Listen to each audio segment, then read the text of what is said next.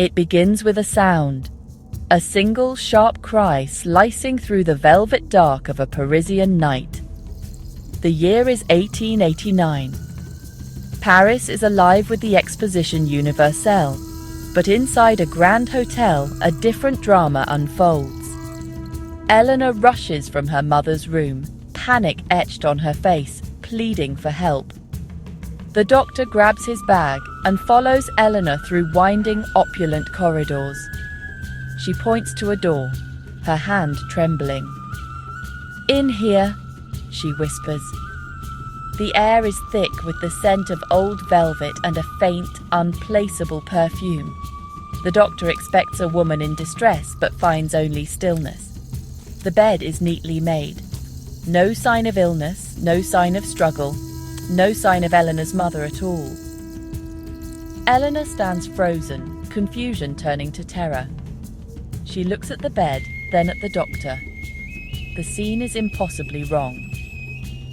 Outside, Paris celebrates, oblivious to the nightmare within. Only the echo of a scream and a mystery that has just begun. The Hôtel des Palmes stands tall in the heart of Paris, a monument to Belle Époque grandeur. Its lobby gleams with marble and crystal, bustling with travellers from around the world. Eleanor and her mother, Anne, arrived from India that afternoon, weary but excited. Anne, a widow of delicate health, was eager to see the wonders of the exposition. They checked into a lavish suite on the third floor, overlooking the busy Parisian streets.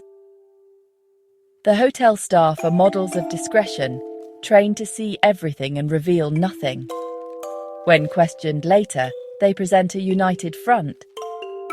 They remember Eleanor's arrival, but they insist on one chilling detail. She arrived alone. The hotel register lists only Miss Eleanor Vance. The concierge swears he saw her check in by herself. The bellhop recalls only one set of bags. It's as if Anne never set foot in the hotel. The Grand Hotel, once a symbol of luxury, now feels like a cage, its beautiful walls closing in. Eleanor's reality is unravelling, and no one believes her. Step back, just for a moment, into the room as Eleanor knew it. Anne lies in bed, her face pale, doubled over in pain. Eleanor sits by her side, clutching her mother's hand, fear piercing her heart.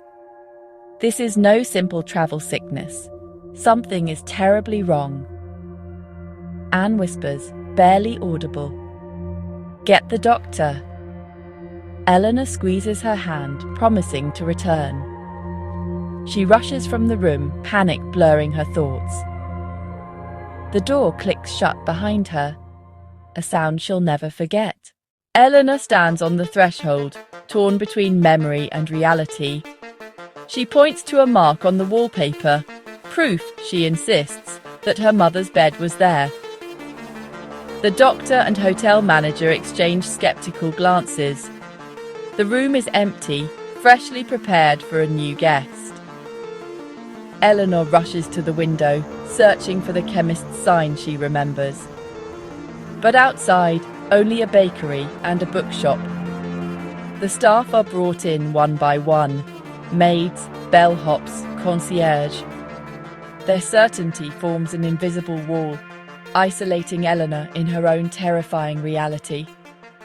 She is the sole witness to a person and a place that, according to everyone else, never existed.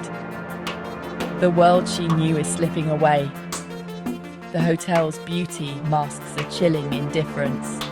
The vanished room becomes a prison of doubt. The investigation is brief and unofficial. The Parisian police, discreetly consulted, accept the hotel's account. A young woman, travelling alone, has suffered a breakdown. But small inconsistencies surface. A maid remembers hearing a faint cough from the disputed room earlier that day.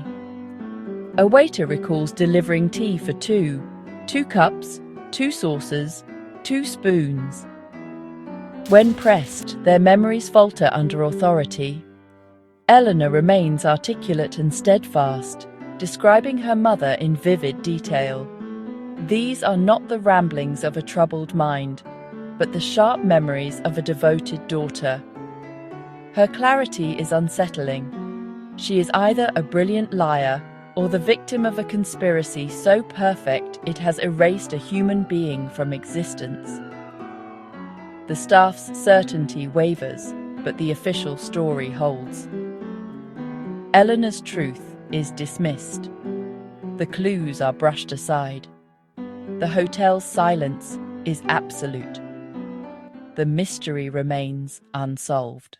As the official explanation settles, darker theories whisper through the hotel's corridors.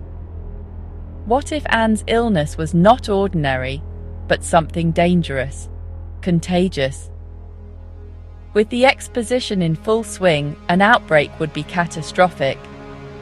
The hotel's reputation and the city's fortunes would be destroyed. In this version, the staff become silent conspirators. While Eleanor is gone, the body is removed, the room stripped bare, every trace destroyed. Workers redecorate overnight, erasing all evidence. The staff are sworn to secrecy, their livelihoods at stake. The manager is no longer a host but a cold protector of his own interests. The doctor becomes an accomplice. Eleanor is gaslit, her sanity sacrificed for profit and reputation. The hotel's gilded walls become a tomb, a human life erased, a daughter's reality denied. The truth buried beneath luxury and silence. But what if the truth is even darker? Paris in 1889 is a city of intrigue, spies, criminals, revolutionaries. What if Anne and Eleanor were carrying something valuable? A secret, a fortune, a message? In this theory, the disappearance is an abduction. A criminal group isolates Eleanor, strikes while she's gone, and erases all evidence. The hotel records are altered, the staff complicit or deceived. Eleanor's confusion is their cover.